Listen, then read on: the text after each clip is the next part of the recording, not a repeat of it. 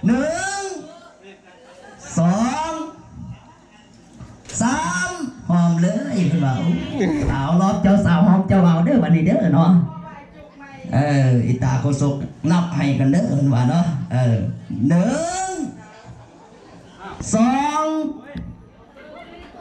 2 ครึ่ง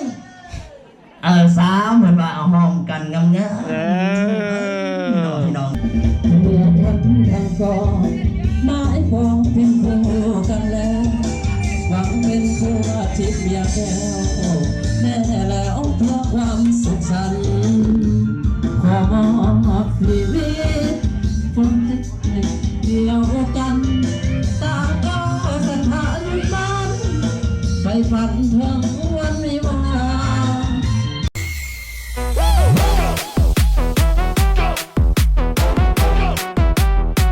เคยแห่เศร้ามาที่เฮือนเจ้าเศร้าทุกคนบ้านนี้เนาะ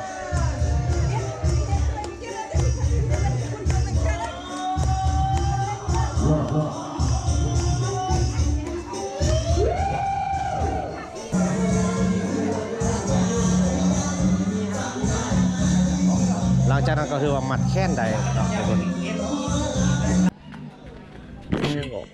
ซาอีน่าซักกดมีแฟนแหละ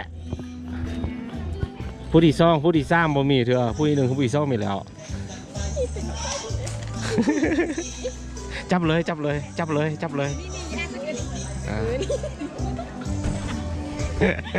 อยู่โมบ่เฮ็ดเนาะ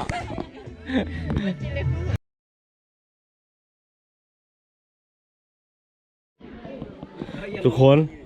ขั้นตอนสุดท้ายเนาะก็จะมาครอบขั้นตอนสุดท้ายก็จะมาครอบมาเล่าเนาะเจ้าถิ่นเจ้าท่านเนาะอยู่ซ่านพระภูมิแห่งนี้เนาะมาครอบมาเล่าว่าจะได้แต่งงานกันแล้วเด้อจะได้อยู่เป็นคู่ชีวิตกันแล้วสินะทุกคนเนาะมาครอบมาเล่าอยู่นี้เนาะจะมีเจ้าบ่าวเจ้าซ่าแล้วก็เจ้าฮีททางซ่องเท้าเนาะก็คือจ้องผู้ชายจ้องผู้หญิงแล้วก็ครอบแล้วก็จะเดินทางไปที่ตุ๊บน้อยอยู่แคมป์ทางเมื่อกี้นี้อีกตึมครั้งหนึ่งแล้วก็มัดทุกคนเนาะแล้วก็จะไปเฮือนเจ้าสาวเนาะ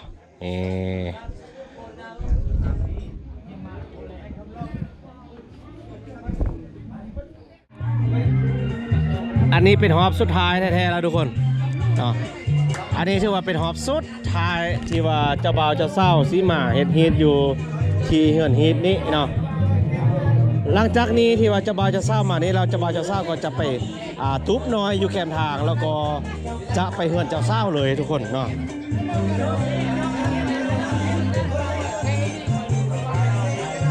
เจ้าบ่าวเจ้าสาวก็จะเดินทางไปตุ๊บน้อยแคมป์ทางเนาะแล้วก็จะเมื่อไรเนาะคือว่าสำเร็จแล้วเฉพาะเฮ็ดฮีทแล้วก็จะไปเฮือนเจ้าสาวเลยเนาะเอาไปเอาเบียร์จากแก้วเนาะนี่ทุกคนถือว่าครบแล้วนะก็จะไปตุ๊บแล้วก็จะไปที่เฮือนเจ้าสาวเลยทุกคนนะ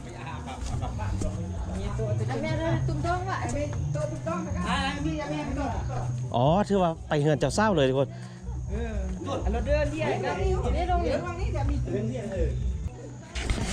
หลังจากที่สำเร็จฮีทสำเร็จคลองเขาเจ้าแล้วตอนนี้เขาเจ้าก็จะเดินทางไปที่เฮือนเจ้าสาวเนาะทุกคนเนาะก็จะเป็นการแห่แห่สาวไปที่เฮือนเจ้าสาวเนาะบ้านนี้เนาะนี่ใส่คนไล่ๆเด้ไปนี่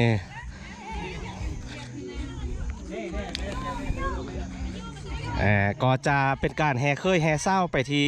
เฮือนเจ้าสาวเนาะบ้านนี้ทุกคนนี่ถือว่าแล้วไปเลยถือว่าแล้วฮีทไล่คล้องแล้วเนาะเขาเจ้าก็จะเดินทางไปที่เฮือนเจ้าสาวของบ้านนี้ทุกคนเนาะก็จะไปบาซี่สู่ขวัญอยู่ที่เฮือนเจ้าสาวเนาะบ้านนี้เนาะน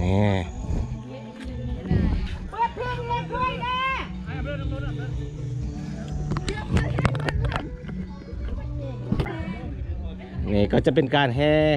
เศร้าไปที่เฮือนเจ้าสาวแหละทุกคนเนาะก็จะมีญาติพี่น้องแห่กันไปบ่ไล่ไปได้เนาะทุกคนเนาะก็ตามนี้แหละทุกคนเนาะนำทางโดยเจ้าฮีทแล้วก็ เจ้าสาวเจ้าบ่าวเนาะไปที่เฮือนเจ้าสาวก็จะมีญาติพี่น้องไปนำเนาะ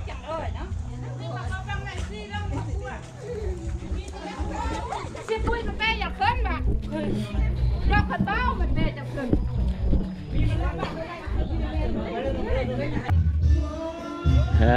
นี่ทุกคนมาเลย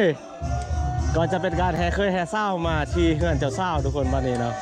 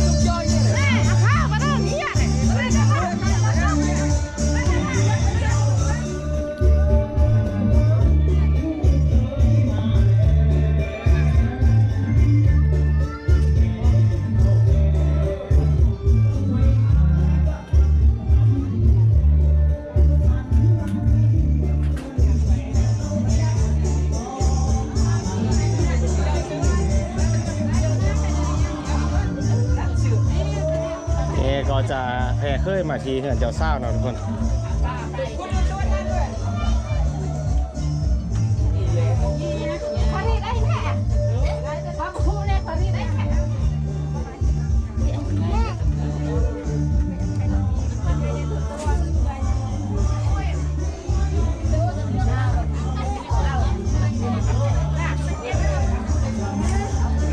อันนี้ก็จะเป็นพระควันเนาะบอนที่ว่าจะบาซี่สู่ควันอยู่ที่เฮือนเจ้าเศร้าเลย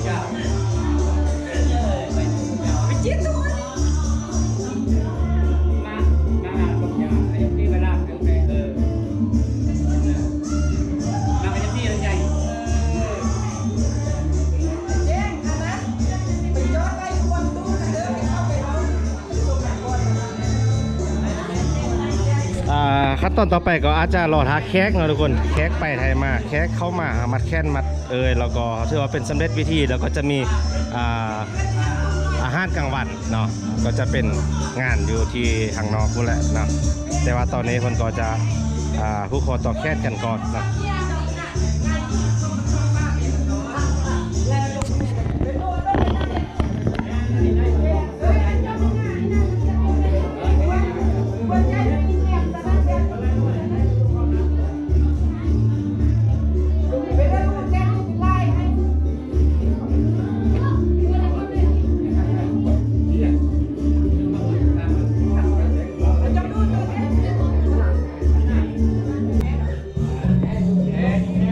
หลังจาก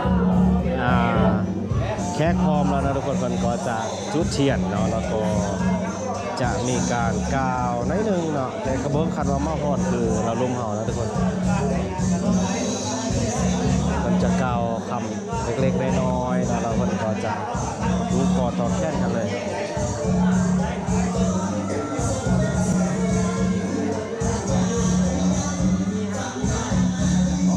หลังจากนั้นก็คือว่ามัดแค้นใดเนาะทุกคน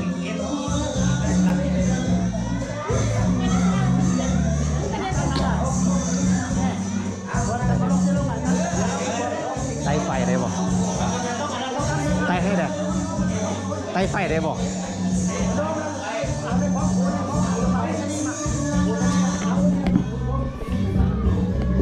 มันมืดนะไต่ไฟให้ได้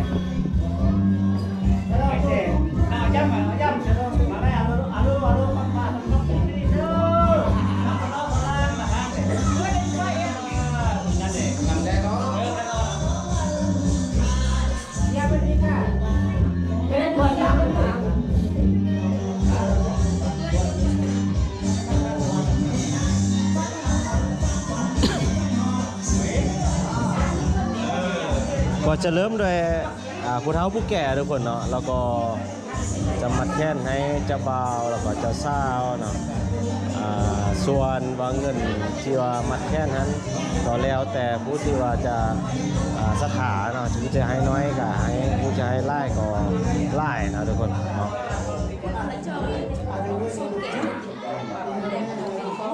โอ้มันยังตามคนใจเองเลยหมดกูลงไรอยู่ฝั่งประตูเนี่ยอันนั้นอุจจาระเจนะประตูน้ำประตูน้ำโอ้ยเลย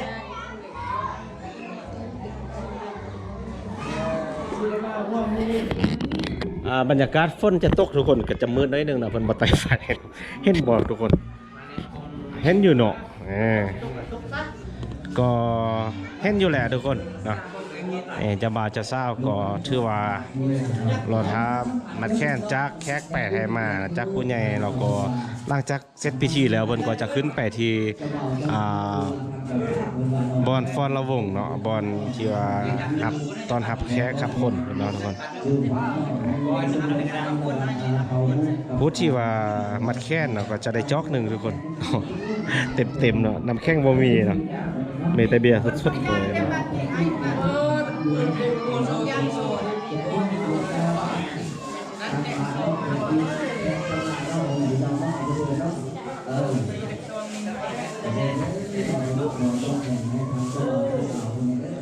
ก็จะทยอยกันไปมัดเนาะพี่น้อง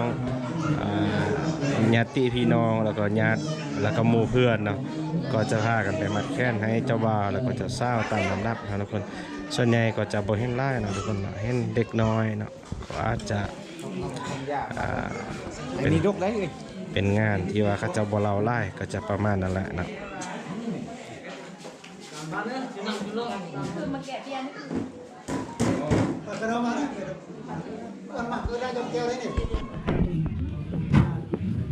ภาพบรรยากาศเป็นอะไรเดี๋ยวไปเก็บภาพบรรยากาศให้ทุกคนได้เบิ่งแต่ละอย่างนะทุกคน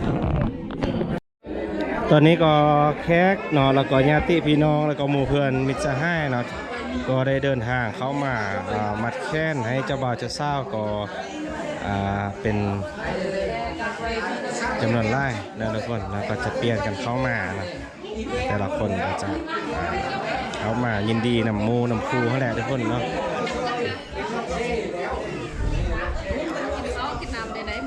เกณฑ์ นี่เนาะเพิ่นก็เปลี่ยนกันเข้ามาแต่ว่าเจ้าบ่าวเจ้าสาวก็รอท้าทุกคนเนาะเดี๋ยวประเทศก็จะเข้าไปมัดแค่ให้เพิ่นก่อนทุกคนเนาะเดี๋ยวประเทศไปมัดแค่ให้เพิ่นก่อนเด้อทุกคนเดี๋ยวประเทศจะเข้าไปมัดแค่ให้เพิ่นเนาะทุกคนเนาะ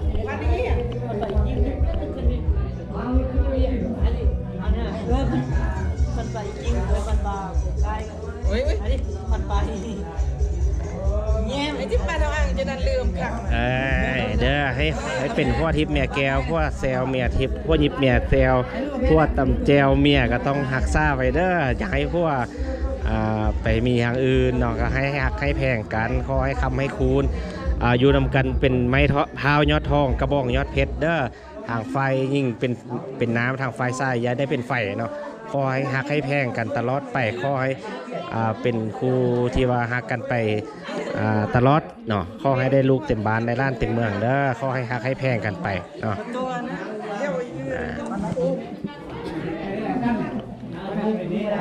บอกว่าได้ปะ ได้จอกหนึ่งทุกคนนี่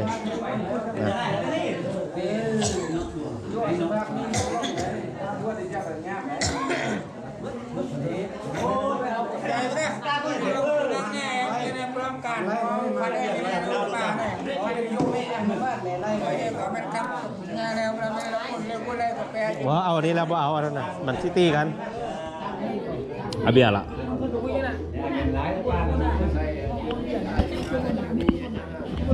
ขอบใจแล้วทุกคนบอกเทคมัดแล้วเนาะโทษ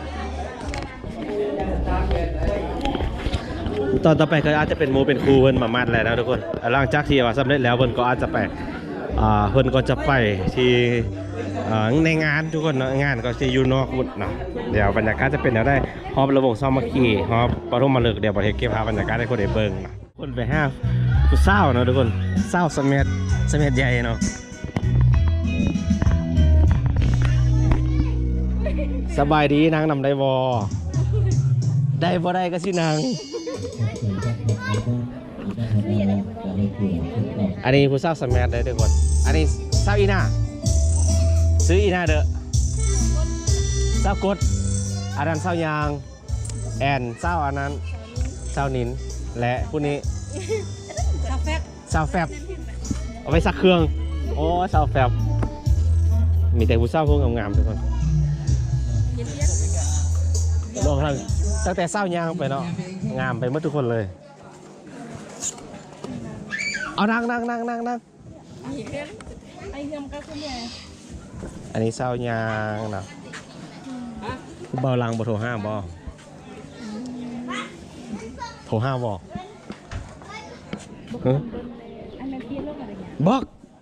บอกแค่ยังบอกแค่ยังโอ้แสดงว่ามีปัญหาแฟนเครียดแม่นบอก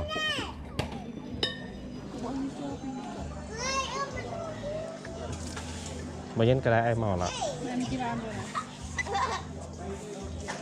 ถ้าจะก่อนลืมเมื่อกี้เนี่ยย้อนขึ้นเบิ่งกันนะสาวอีน่าสักกดมีแฟนแหละผู้ที่ซ่องผู้ที่ซ้ำบ่มีเถอะผู้ที่หนึ่งผู้ที่ซ่องมีแล้ว จับเลย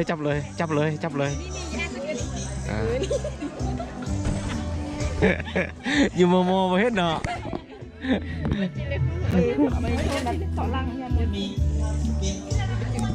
สาวยางเด้เป็นยังคอยบอกมูอาย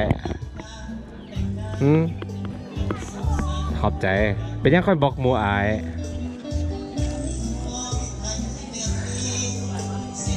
บอกไทยอุดมใส่ใช่เนาะ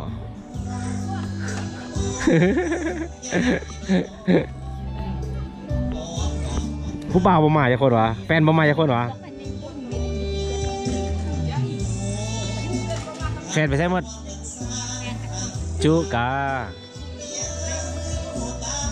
คอนมอนทุกคนผู้สาวไทยบานสแมัใหญ่มีแต่ผู้งามๆเด้อทุกคนเลาะสะเละนะเลาะสะเละนี่ก็คือว่างามไล่เนาะสแมัใหญ่เนาะแล้วก็สาวเสนียมก็ขึ้นกับสแมัใหญ่แหละทุกคนบ้านเดียวกันเนาะเขาบ่ได้เว้านะว่าบ้านเสนียมมีแต่บ้านสแมัใหญ่แถวลุมแถวถึงเป็นบ่ย่างไม่เซี่ยวโอ้ยบอกเซียวค่อยแล้วกับซิโบเมนไม่เซียวหรอเต้เหตุผลที่บอกเป็นยังย้อนยังเนาะ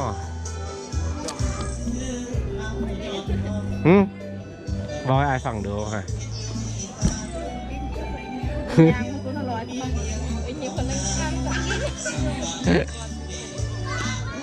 จะเงินอยู่ฝั่งไหน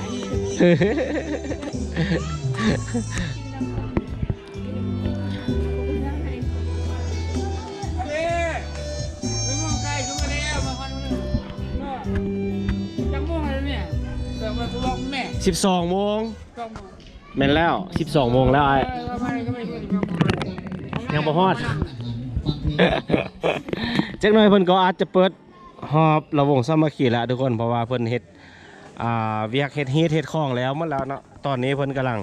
บาซี่สู่ควันอยู่ที่เงินจะเศร้าอยู่เนาะจักหน่อยบรรยากาศสิเป็นแนวใดเดี๋ยวเก็บภาพบรรยากาศให้คนได้เบิ่งเด้อหลังจากที่ว่ามันแค่แล้วนะทุกคนเขาเจ้าก็จะอยู่ที่กัน2 ครึ่งเอาไม้ก็เนาะพี่น้องเนาะเอา1 2 ครึ่ง3มันว่าเจ้าบ่าวกับบ่ห้องเจ้าสาวจักเชื่ออีตาก็สุดกันเรื่องนึงเลยเด้เนาะเพิ่นว่าเนาะเอาอีตาก็สุดสิเนาะใหม่เด้อ1 2 3หอมเลยเพิ่นว่าเอารอบเจ้าสาวหอมเจ้าบ่าวเด้อวันนี้เด้อเนาะอีตาโคศกนับให้กันเด้อเพิ่นว่าเนาะ1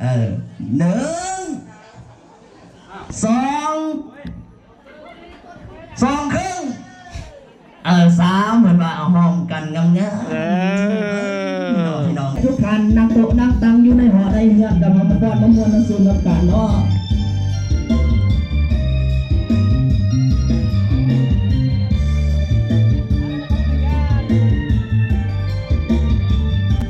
เมื่อวันทางก่อนไม้ฟองเป็นคู่กัน แก้วแน่แล้วเพื่อความสุขสันต์ขอมอบชีวิตคนเดียวกันต่างก็สถานมันไปฝันถึงวันวิวาห์พอแม่อยากมีต่างคิดก็เติมเสริมฟ้าช่วยเป็นภาระทุกอย่างให้สมดังปรารถนาให้คู่สมรสสมรักสมดังอุลาพ่อแม่เพื่อนพ้องทั่วหน้าต่างก็มาเพื่อไว้พรใสต้องทำให้ยืนยาวมันอย่าแปรผันจวนวันแก่เท่าลงไปตัดสินเงินทอง ยิ้มแด่ เงินน้องหลังไหลแม้เกิดเป็นลูกหญิงชายให้สวยบัดที่ทางบัดที่ทั้งสองสมปองเป็นคู่กันแล้วได้เป็นผัวทิพย์เมียแก้วแน่แล้วก็ความสุขสันต์แม่นยามทำพาผิดไปอภัยให้กันดวงใจสองจงยึดมั่นต่อความฝันผมเดียวมีเดียวอาเพียวกันเด้อ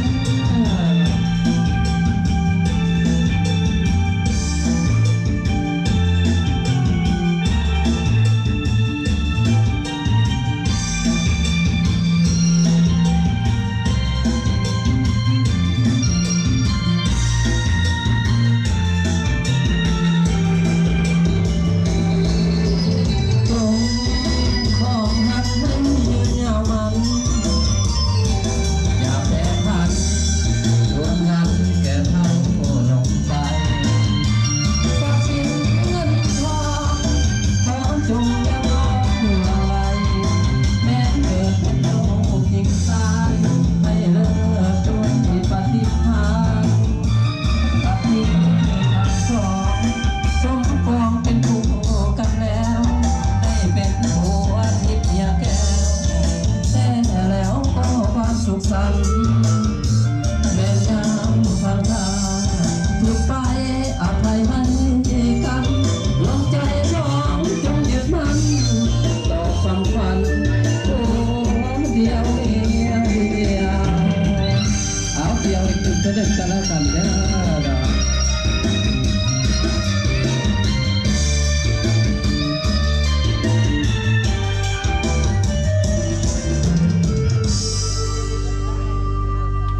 เอาขอบใจเด้อ เมื่อเราทุกคนอันนี้ก็เรียกว่าเป็นหอปฐมฤกษ์ก็คือหอเจ้าบ่าวเจ้าสาวเนาะหลังจากที่ว่าเขาจะฟ้อนแล้วพระเจ้าก็จะไปสืบต่อมัดแค้นต่อเนาะเพราะว่าบางแขกบางคนที่ว่ายังบ่ทันได้มัดแค้นมันก็จะไปมัดแค้นอยู่ที่เฮือนเจ้าสาวตื่มเนาะส่วนระบบหอต่อไปเดี๋ยวจะเป็นอะไรเดี๋ยวบ่ได้เก็บภาพบรรยากาศให้ทุกคนได้เบิ่ง